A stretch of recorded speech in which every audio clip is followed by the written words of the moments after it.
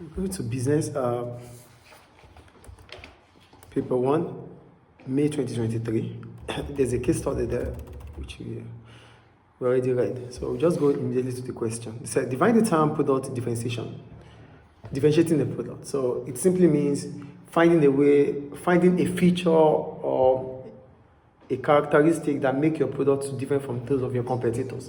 So yeah, product differentiation applies to any aspect of a product that makes it different from those of rivals. That is what product differentiation is. Even if it is service, just find a way that we know it is your product, it's not the same as other products. That is product differentiation. Any question about that? We go to question B. There has been an increased advertising in the sportswear market through the sponsoring of athletes. Consult a supply and demand diagram to show the impact on the market for sportswear from an increase in advertisement. So now let's take advertisement, which is one of the factors that affects demand. So if there's an increase in advertisement that is successful, so here I wrote, increasing advertisement should increase the quantity demanded of sportswear if it's successful.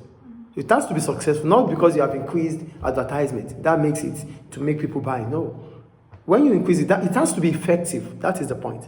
So because it's successful, then it can be graphically represented as this. So an increased advertisement is expected to increase the quantity demanded. So that means the quantity demanded will expand from Q to Q1, bringing about a rightward shift in the quantity demanded from D to D1.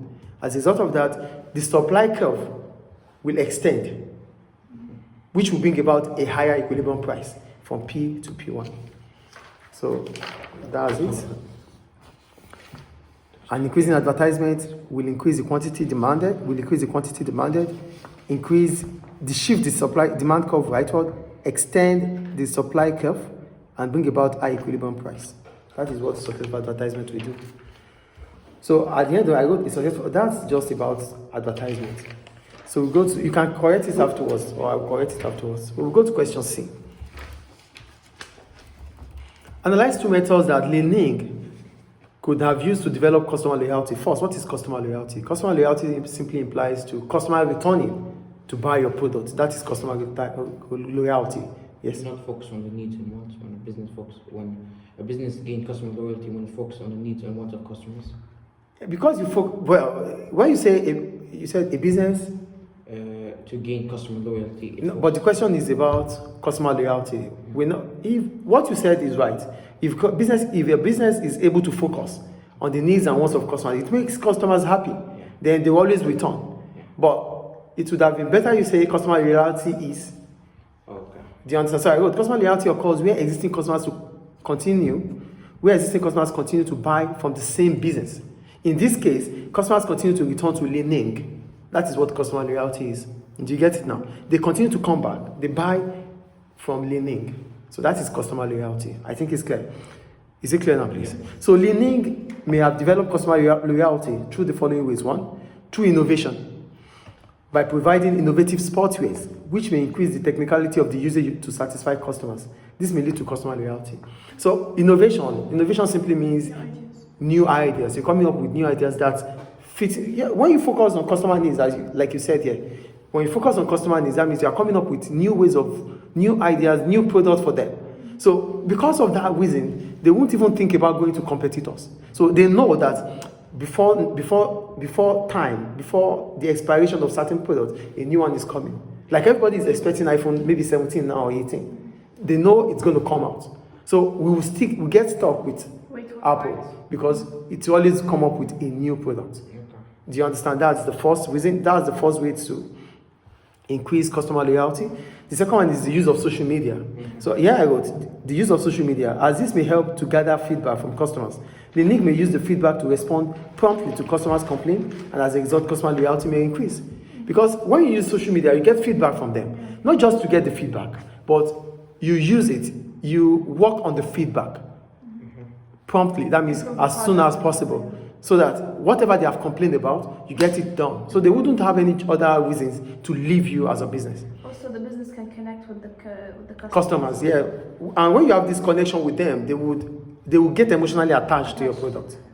Is it clear? Yeah, can I say focus on customers' needs?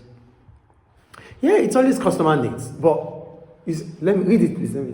If you use social media to gather feedback on its product, it shows that LinkedIn focuses on customers' needs and wants, that what gained him customer loyalty. Yeah, because when you use the social media, you're not just using the social media to gather the traffic.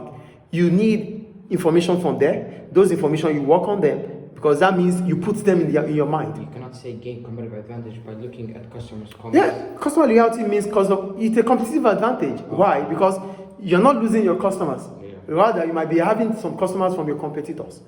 So if you are keeping your customers, if your customers are being retained, if you are retaining your customers, it means your customers are not going to your competitors. So it can be a competitive advantage for a business. We go to question D.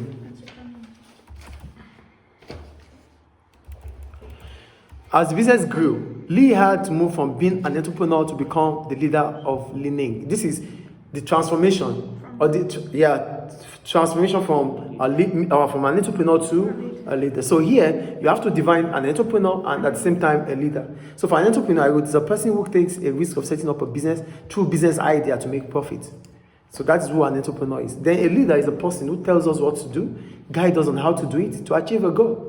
So I said, can I rewrite it? Yes. I said entrepreneur are individuals who have a business idea and takes risk setting it up, and a leader is an individual who motivates employees into achieving the business. Yes, that's right. It's the same. Because a leader will inspire you. Yeah. So whatever I wrote, whatever you read, it's about inspiration and motivation. Shall we move on, please? So the difficulties Lee may face during the course of transforming to a leader are follows. 1. Lee may lack the qualities and expertise of leaders, as he was a gymnast for many years. So leading a team in a business might be difficult. So one of the problems we have is the qualities of A leader. lack of the quality, lack of